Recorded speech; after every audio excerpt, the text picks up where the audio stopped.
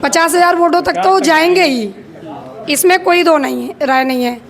50,000 के ऊपर भी हो सकता है, कम नहीं होगा। सिर्फ एक विधानसभा में ही देखिए, लालजी वर्मा स्वयं हैं, पत्नी को भी स्वयं उतार दिए, अपना ही प्रमुख स्वयं टांडा से बना दिए, अपना ही जिला पंचायत बना दिए, जिले में अपना ही सदस्य बना दिए, अपने ही प्रमुख बना। किसी के फोर्स करने से नहीं, जैसे कुछ लोग कहते हैं ना कि उन्होंने पैसे दिए होंगे तभी उनकी वजह से चल रहे हैं, तो ऐसा कुछ नहीं है। पैसों की वजह से नहीं, इंसान की इंसानियत भी देखी जाती है उसमें, तो क्या उसमें कुछ नहीं गलत था। अखिलेश यादव जी का ही कहना था बयान कि हिंदू उग्र होते हैं। हिंदू ने कहाँ उग्रता की? और जो टोपी लगा के वो घूमते हैं मोमडनों की, तो क्या उन्होंने उनका और उस धर्म को इन्होंने बांट दिया कि हल जोतने वाला जो चमार हो गया या वो मजदूर हो गया, ये किसकी देन है? ये सिर्फ हमारे ऊपर आक्रांता। अम्बेडकर नगर विधानसभा कटहरी में बीजेपी के कुछ कार्यकर्ता गढ़ हैं, उनसे हम बात करेंगे कि अवधेश जी को टिकट नहीं मिला है, उसके बाद कितने ब्राह्मण समाज के लोग बीजेपी के साथ हैं।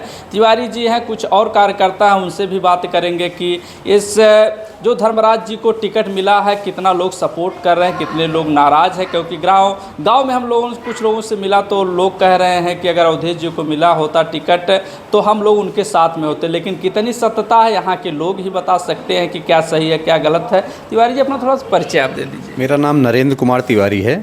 मैं ग्राम ब्रहा नियामचक का निवासी हूँ और मेरा मुख्य काम जो है LIC का है।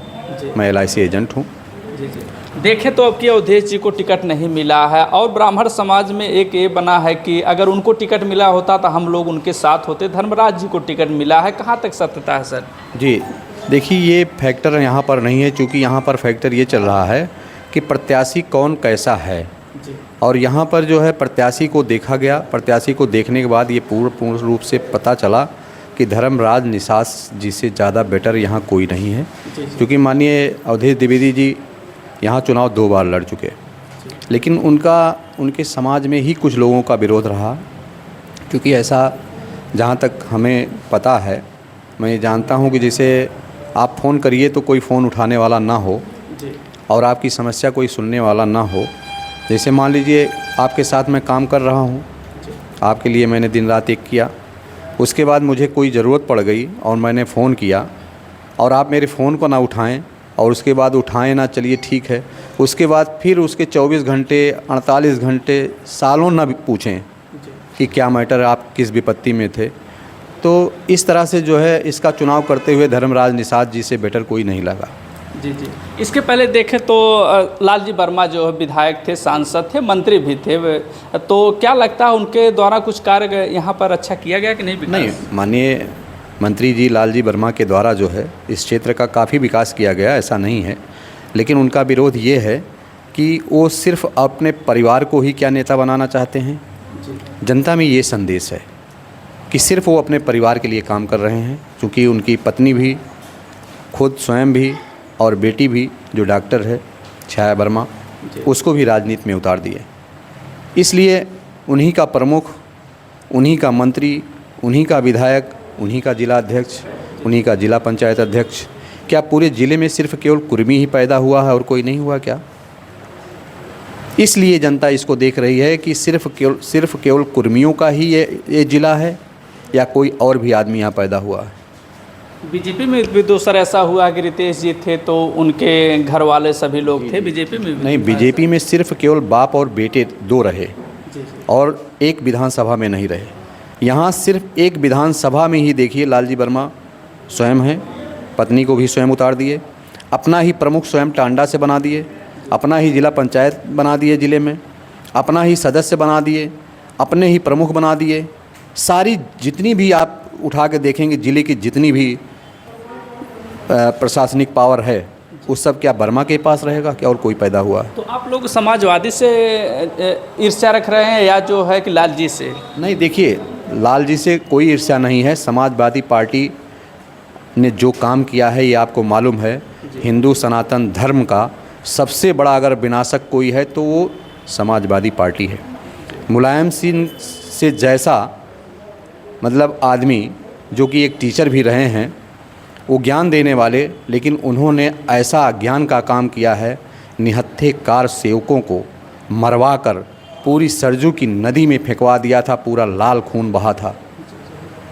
उसी सनातन धर्म को मानने वाले, उनका क्या दोष था? हम अपने धर्म के लिए आज से नहीं 5000 वर्षों से लड़ रहे हैं। क्यों लड़ रहे हैं? क्योंकि हिंदू सहिष्णु है, हिंदू किसी का अनभल नहीं चाहता है। हम अनभल करने नहीं गए थे, वहाँ हमारी पूजा हो रही थी। कंटिन्यू मोहम्मदन सरकार, जब मोहम्मदन यहाँ राजा था, उसने भी वहाँ राम चबूतरा बनाकर हमारी पूजा करवाई थी और हमको अधिकार था। लेकिन उसके बाद मुलायम सिंह सरकार ने क्या किया? हमारे हिंदुओं को सीधे मरवा दिया। क्या उसमें केवल ब्राह्मण मरा, क्षत्रिय मरा, या वैश्य समाज मरा, या यादव समाज मरा, या और निम्न वर्ग के जो हमारे हैं कहार, कुहार, नाई, धोबी, क्या ये मरे? मतलब सारे लोग मारे गए वहाँ। वहाँ किसी को जात पूछ के नहीं मारा गया, उनके ऊपर गोलियां बरसाई गई, ये नहीं पूछा गया हम किस जाति धर्म से हैं। तो उससे बड़ा नरसंहारक तो इस पृथ्वी पर कोई नहीं है, हमें तो ऐसा लगता है। जी जी मैम, आपका परिचय? मेरा नाम शशि शर्मा है। मैं नगारा से बिलोंग करती हूँ और गोसाईगंज भी विधानसभा 276 भी पड़ता है बीच में, और कटेरी विधानसभा से प्रचार करती हूँ एक कार्यकर्ता की तरह। और किसी के फोर्स करने से नहीं, जैसे कुछ लोग कहते हैं ना कि उन्होंने पैसे दिए होंगे तभी उनकी वजह से चल रहे हैं, तो ऐसा कुछ नहीं है। पैसों की वजह से नहीं, इंसान की इंसानियत भी देखी जाती है, क्योंकि इंसान ने जो कार्य किए वो देखे जाते हैं। धर्मराज ने ऐसा क्या काम किया है जो है? जी, धर्मराज भैया जी ने कोई बुरा काम भी नहीं किया। अगर आप सबके हिसाब से अच्छा नहीं किया तो शायद उनकी बुरी में भी शैली में वो नहीं आते। अगर उन्होंने किसी का अच्छा नहीं किया तो किसी का बुरा भी नहीं किया है। आज तक उनके ऊपर कोई दाग भी नहीं है मेरे ख्याल से। अगर हो तो आप लोग से बेहतर शायद मैं नहीं जानता। अवधेश भी तो ऐसे हैं जी। अवधेश की बात तो अलग है। अवधेश जी के बारे में मैं किसी और के बारे में टिप्पणी क्यों करूं? क्योंकि जो है वो सबके सामने है, वो मुझे कहने की ज़रूरत नहीं है। मैं किसी के ऊपर उंगली उठाने से अच्छा मैं खुद को देखूं। मैं किसी को नहीं कहना चाहती, ना किसी का नाम लेना चाहती हूँ।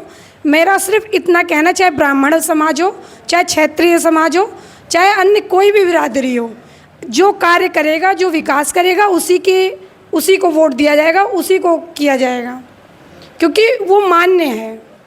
और अगर आज के टाइम में आप ये देख लीजिए, जो रामलला की मूर्ति जब स्थापित की गई थी, प्राण प्रतिष्ठा की गई थी, तो क्या अखिलेश यादव जी को नहीं आना चाहिए था? तब नहीं थी ये पार्टी, तब भी तो थी, तब भी तो लालजी वर्मा विधायक थे, तब क्यों नहीं आए? उनको आना चाहिए था ना। तब तो सबने बहिष्कार कर दिया। आज चाहे कोई राम जी के नाम का नारा लगाता हो, तो बोलते हैं कि हमें दलित माना जाता है, हिंदू माना ही नहीं। तो भैया अगर उनको दलित माना जाता तो चाहे रितेश पांडे जी हुए, चाहे धर्म निषाद जी हुए, तो इन्होंने कहाँ किसी को कहा कि ये अन्य पार्टी है या ऐसा? उन्होंने तो किसी पार्टी के ऊपर उंगली भी नहीं उठाई, और ना उन्होंने यही कहा है कि इस समाज को मैं बाइकाट करता हूँ। वो तो सब समाज को लेकर चल रहे हैं ना, चाहे वो समाज वैश्य हो, चाहे ब्राह्मण हो, चाहे क्षत्रिय हो, चाहे एससी समाज हो, चाहे समाज का कोई भी हो, या यादव समाज हो। उन्होंने तो किसी को बाइकाट नहीं किया, वो हर एक समाज को लेकर चल रहे हैं। और सबसे बड़ी बात है विकास, वो विकास कर रहे हैं। उन्होंने अपने कार्यकाल में विकास किया है मंत्री रहते समय, तो उनको सरकार मानती है। सरकार से बात छोड़िए, जनता उनको मान्य करती है।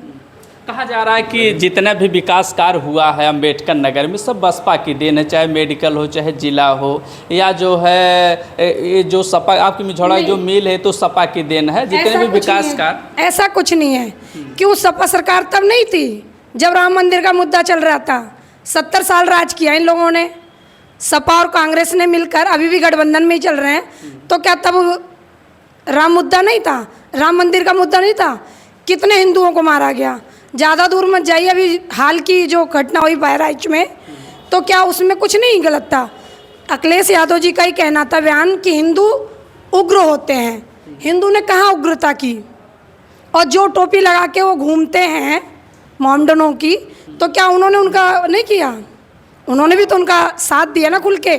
उन्होंने हमेशा उनका सपोर्ट किया, कभी आज तक ये नहीं माना उन्होंने कि नहीं हमने ऐसा नहीं कर रहे हैं। तो वही चीज़ कही जाती है कि अगर उन्होंने ऐसा नहीं किया तो उन्होंने ऐसा भी नहीं किया, पर इन्होंने तो सरासर कहा कि हिंदू उग्र होता है। अगर हिंदू उग्र होता तो क्या बहराइच वाला कांड में वो हिंदू मारा जाता? शायद नहीं मारा जाता। आप खुद ही देख लीजिए। चलिए विकास के मुद्दे पर बात करते हैं। तो राजनीतिक बहुत बड़ा घुमाव हो गया, लेकिन अगर अम्बेडकर नगर की खासकर बात करें, विधानसभा के आपके कटहरी की, तो कितने मुद्दे हैं जो अभी भी धर्मराज जी अगर विधायक होते हैं तो कितना काम करेंगे? जी, उन्होंने अपने कार्यकाल में कार्य किया है और आगे भी उन पे पूर्ण विश्वास है, वो कार्य करेंगे। जी, ऐसा नहीं लगता है कि अबकी बार अगर विधायक बन जाते हैं तो 27 में फिर चुनाव विधायकी का, तो अवधेश जी की राजनीति खत्म हो जाए, ऐसा तो नहीं लगता आप लोगों को? नहीं, ऐसा कुछ नहीं है भैया। कर्म ही प्रधान होता है। अगर कर्म अवधेश जी करेंगे तो वो आगे चलेंगे, भैया जी करेंगे तो भैया जी आगे चलेंगे। कर्म सबसे बड़ा प्रधान होता है। हम ये नहीं कहते कि उनका कार्यकाल खत्म हो जाएगा, हम ऐसी टीका टिप्पणी किसी के लिए नहीं करना चाहते। तिवारी जी, लास्ट आपसे सवाल हम पूछ लेंगे कि ब्राह्मण समाज कितना बीजेपी के साथ है सर?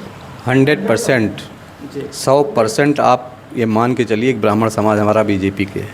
क्योंकि बीजेपी से इसलिए है कि हमारा धर्म है, तभी हम हैं। अगर हम ब्राह्मण आज आप कह रहे हैं मुझको, तो सिर्फ़ और सिर्फ केवल बीजेपी की देन है। माननीय मोदी जी अगर न आए होते तो आज ब्राह्मणों की वो दुर्दशा होती। हम लोग चुरकी रखा के नहीं चल पाते थे। चुरकी मतलब चोटी, चंदन लगा के चलते थे तो हम लोग गरियाए जाते थे। और आज पूरा हर समाज, हिंदू पूरा समाज, चाहे वो दलित को ले लीजिए, चाहे ब्राह्मण को ले लीजिए, चाहे क्षत्रिय को ले लीजिए, यादव को ले लीजिए, कुर्मी को ले लीजिए, किसी भी जात को आप उठा के देख लीजिए, हर व्यक्ति चुरकी रखा के और चंदन लगा के चलना पसंद कर रहा है। ये देन किसकी है? सिर्फ़ और सिर्फ मोदी जी की देन है कि जहां आज हमको सम्मान मिल रहा है। अगर हम कहीं शंख बजाते थे तो हमको जो है गरियाया जाता था, गाल ये बड़का पंडितवा बन गया है, इसके साले की जो है मतलब ये शंख बजा के बहुत बड़े अपने आप को क्या मानता है ये, ठीक है, ऐसा हम लोगों को गरियाया जाता था। आज वो चीज़ें हमारे पास नहीं हैं। आज कोई भी आदमी जो है सम्मान के साथ जी रहा है। अगर हिंदुत्व की भावना पूरे विश्व में फैलाई तो सिर्फ मोदी जी ने फैलाई और योगी जी ने फैलाई। आज पूरा विश्व ये मानता है कि हिंदू भी कोई समाज है, हिंदू भी कोई जाति है, हिंदू भी कोई धर्म है। आज हमारी अगर पहचान है तो हिंदी की पहचान से हमको जाना जा रहा है। हिंदी का मतलब है हिंदू, और हिंदू का मतलब है विश्व शांति के लिए संदेश देना। आज कोई भी जातियां आप धर्म उठा के देख लीजिए, अगर विश्व में शांति का संदेश देने वाला है तो सिर्फ हिंदू है। अगर हर जातियों का सम्मान देने वाला है, हर जातियों का जो है सम्मान और उनकी जान सुरक्षा प्रदान करने वाला, हर जीवों की सुरक्षा प्रदान करने वाला, अगर हर जीवों में विश्वास करने वाला, हर जीवों में ये कहने वाला कि परमात्मा का निवास है, तो सिर्फ और सिर्फ केवल हिंदू है। भाई किसी भी और कोई भी धर्म उठा के देख लीजिए, ये नहीं कहता है कि सारी जातियां में परमात्मा का निवास है। हम हर जातियों और धर्मों और जीवों की पूजा करते हैं, उनको ये मानते हैं कि वो हमारे पूर्वज हैं, हमारे जो है धर्म के हिसाब से हमारे देवता हैं, उसमें भी हमारे देवता वास करते हैं। हम गाय की पूजा करते हैं, ऐसा नहीं है, गाय भी एक जानवर है और जिसको आप समझिए मुस्लिम समाज और ईसाई समाज काट के खाता है, हम उसकी पूजा करते हैं। गौ से आप समझिए स्वर्ण भस्म निकलता है, जो उसके मूत्र को भी ले लीजिए, उसके दूध को भी लीजिए, उससे पवित्र कोई चीज़ नहीं है। आज उसी को काट के खा जाते हैं। जिसको हम पवित्र मानते हैं, जिसकी पूजा करते हैं, उसी को खाने वाले लोग इस पृथ्वी पर पैदा हैं जो राक्षस के रूप में हैं। हमें उनसे लड़ना भी है, अपना धर्म भी बचाना है, अपने धर्म को कायम भी करना है, और ये लड़ाई हमें विश्व में लड़नी है। हमें विश्व में अपने सनातन का परचम फहराना है। जहाँ से हम पैदा हुए हम वहीं से भगाए गए। पूरा विश्व हमारा था और आज हम एक छोटे में सिमट गए। हमारे भारतवर्ष में ही ले लीजिए, आज तक हिंदू राष्ट्र घोषित नहीं हुआ। पाकिस्तान बनाया गया, बांग्लादेश बनाया गया, 2 देश इसी हिंदुस्तान से दे दिए गए अभी विगत 70 वर्षों में। उसके पहले कितने राष्ट्र बनाए गए आप ये समझिए। 57 देश मुस्लिम के कैसे बन गए। ये धर्म जो है 5000 वर्ष पहले आया और हम लोग लाखों करोड़ों वर्ष से हैं। और लाखों करोड़ों वर्ष वाला आदमी आज सिमट के छोटे से स्थान पे आ गया है। अगर आज ऐसे नेता को पाकर, ऐसे देवता को पाकर हम अपने धर्म की रक्षा नहीं कर पाए, अपने धर्म को विश्व में नहीं बता पाए, हम कहाँ जाएंगे, कहाँ रहेंगे, हमारी पीढ़ियों का क्या होगा।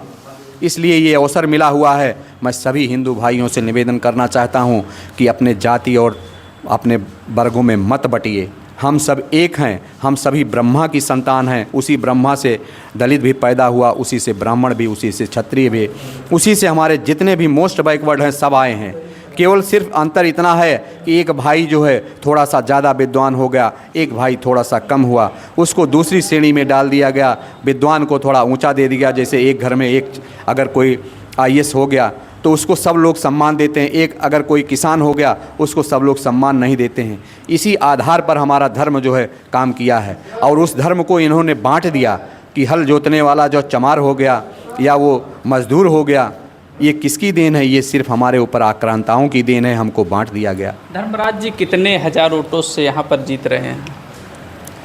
जितनी उनकी क्षमता है और जिस हिसाब से उन्होंने काम किया है, 35,000 क्या, जो 50 भी हो सकता है, 35 ही के क्यों सिमट जाएंगे, 50,000 वोटों तक तो जाएंगे ही, इसमें कोई दो नहीं है, राय नहीं है।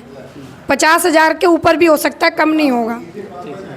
अभी हम कटहरी में थे और लोगों का रुझान देखा तो लोग बता रहे 35 से 50,000 प्लस धर्मराज जी यहाँ से निकलने वाले हैं। परिणाम आने के बाद ही कन्फर्म होगा कि कौन यहाँ से निकल रहा है। आप बने रहें जनता न्यूज़ लाइव पर।